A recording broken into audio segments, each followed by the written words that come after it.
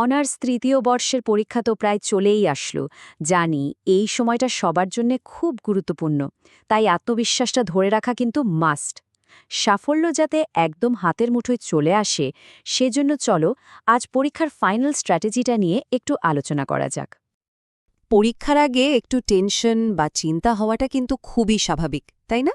এতগুলো সাবজেক্টের প্রিপারেশন, ভালো রেজাল্টের আশা, সব মিলিয়ে একটু চাপ তো আসতেই পারে, কিন্তু ভয় পাওয়ার একদমই কোনো কারণ নেই।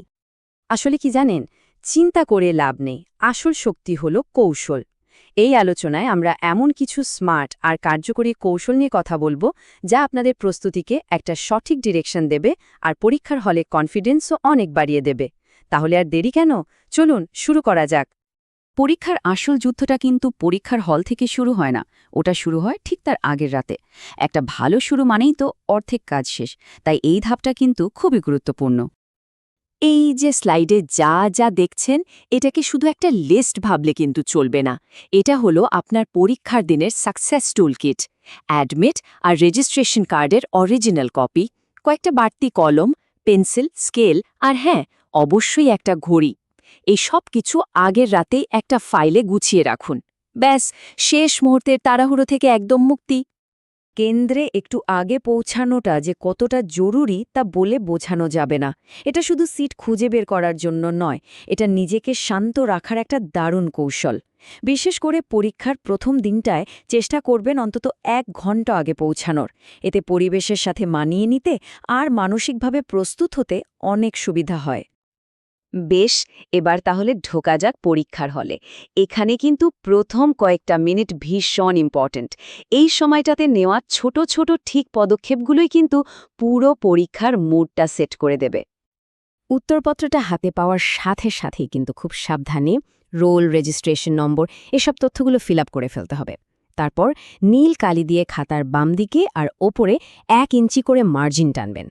একটা কথা মাথায় রাখতে হবে, কোনো ধরনের বক্স স্কেলিং বা অন্য কোনো রঙের কালি ব্যবহার করা কিন্তু একদমই চলবে না। একটা পরিষ্কার পরিচ্ছন্ন খাতা পরীক্ষকের মনে শুরুতেই একটা পজিটিভ ইমপ্রেশন তৈরি করে। বুঝতেই পারছেন এর গুরুত্ব কতটা। এবার আসা যাক সেই জায়গাটায় যেটা নিয়ে সবার এত চিন্তা, কিভাবে উত্তর লিখলে সবচেয়ে বেশি নম্বর পাওয়া যাবে। এখানেই কিন্তু আসল কৌশল আর প্রেজেন্টেশনে জাদুটা কাজ করে। এই কথাটা একদম মনের মধ্যে গেঁথে নিন। পরীক্ষক আপনার জ্ঞান যাচাই করার আগে আপনার উত্তরপত্রের প্রেজেন্টেশনটা দেখেন। আপনার লেখা কতটা গোছানো, কতটা পরিষ্কার আর প্রাসঙ্গিক, এর উপরে কিন্তু নম্বরটা অনেকাংশে নির্ভর করে। একটা ভালো প্রেজেন্টেশন পরীক্ষকের কাজটা অনেক সহজ করে দেয়, আর সেটাই ভালো নম্বরের প্রথম ধাপ। এই স্লাইডটা একটু খেয়াল করলেই দেখবেন স্মার্ট কৌশল আর সাধারণ ভুলের পার্থক্যটা কতটা পরিষ্কার। যেমন দ্রুত লিখতে গিয়ে হাতের লেখা যেন হিজিবিজি না হয়ে যায়, আবার প্রশ্নের সিরিয়াল মেইনটেইন করে উত্তর লিখলে পরীক্ষকের খাতা দেখতেও সুবিধা হয়। আর হ্যাঁ, অদরকারি কথা লিখে খাতা ভরানোর চেয়ে পয়েন্ট টু পয়েন্ট গুছিয়ে লেখাটা কিন্তু অনেক বেশি এফেক্টিভ। খাতার পরিচ্ছন্নতা ধরে রাখতে আরও কিছু ছোট ছোট জিনিস মাথায় রাখা ভালো। এগুলোকে প্রো টিপসও বলতে পারেন। যেমন মার্জিনের বাইরে একদমই লিখবেন না। কোনো কিছু ভুল হলে হিজিবিজি না করে শুধু একটা লম্বা দাগ দিয়ে কেটে দিন। আর কোনো পৃষ্ঠা যদি খালি থেকে যায়, তাহলে সেটার উপর একটা কোনাকুনি দাগ টেনে দিন। এই ছোট ছোট অভ্যাসগুলোই কিন্তু একটা উত্তরপত্রের মান অনেকখানি বাড়িয়ে দেয়। পরীক্ষার হলে সবচেয়ে বড় দুটো চ্যালেঞ্জ কি বলুন তো? 1. সময়ের সাথে পাল্লা দেওয়া, আর 2. হঠাৎ করে হয়ে যাওয়া ভুলগুলো সামলানো। চলুন দেখি এই দুটো জিনিস কিভাবে দক্ষতার সাথে ম্যানেজ করা যায়। এই সংখ্যাটা মাথায় একদম গেঁথে নিন। 3. প্রতি 1 নম্বরের জন্য সর্বোচ্চ 3 মিনিট। এটা একটা গোল্ডেন রুল। পরীক্ষার শুরুতেই কোন প্রশ্নের জন্য মোটামুটি কতটা সময় দেবেন তার একটা মেন্টাল ম্যাপ করে নিলে দেখবেন সময় নিয়ে আর কোনো চাপই থাকবে না। এটাই টাইম ম্যানেজমেন্টের মূলমন্ত্র।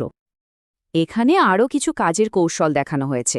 যেমন ধরুন লুজ শিট বা অতিরিক্ত কাগজ নিলেন, সেটার নম্বরটা অবশ্যই মূল খাতায় লিখে পরিদর্শকের সই করিয়ে নেবেন। যারা গণিত বা অ্যাকাউন্টিং পরীক্ষা দিচ্ছেন তারা শেষ মুহূর্তে প্লাস মাইনাস চিহ্নগুলো একবার দেখে নেবেন, কারণ একটা ছোট্ট ভুলেই কিন্তু পুরো নম্বরটা কাটা যেতে পারে। আর প্রশ্নপত্রে যদি কিছু লেখার দরকার হয়, পেন্সিল ব্যবহার করুন, আর পরীক্ষা শেষে সেটা মুছে ফেলতে ভুলবেন না। আমরা আলোচনার প্রায় শেষ দিকে চলে এসেছি। পরীক্ষা শেষ করার আগে আর পরীক্ষার ঠিক আগের মুহূর্তে কিছু ব্যাপার খেয়াল রাখা কিন্তু খুব দরকার। পরীক্ষার হলে যারা গার্ডে থাকেন মানে পরিদর্শক, তাদের সাথে সবসময় শান্ত ও বিনয়ী থাকবেন। কোনো সমস্যা হলে তাদের সাথে নম্রভাবে কথা বলুন। মনে রাখবেন, অকারণে তর্ক করে শুধু সময় আর এনার্জি দুটোই নষ্ট হয়। আর পরীক্ষার আগের রাতে নতুন কিছু পড়ার একদমই দরকার নেই। যা পড়েছেন সেগুলোতে হালকা করে একবার চোখ বুলিয়ে নিন আর চেষ্টা করুন একটা ভালো ঘুম দেওয়ার।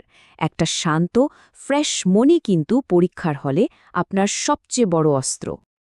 তাহলে পুরো আলোচনার সারমর্মটা কি দাঁড়ালো? দাঁড়ালো এটাই যে শুধু কঠিন পরিশ্রম করলেই হবে না, প্রস্তুতিটা হতে হবে স্মার্ট, আর উত্তর লেখার কৌশলটাও হতে হবে স্মার্ট।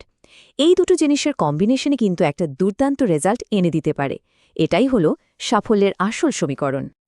সকল পরীক্ষার্থীর জন্য আমাদের পক্ষ থেকে রইল অনেক অনেক শুভকামনা। আত্মবিশ্বাসের সাথে পরীক্ষা দিন, নিজের সেরাটা দিয়ে আসুন।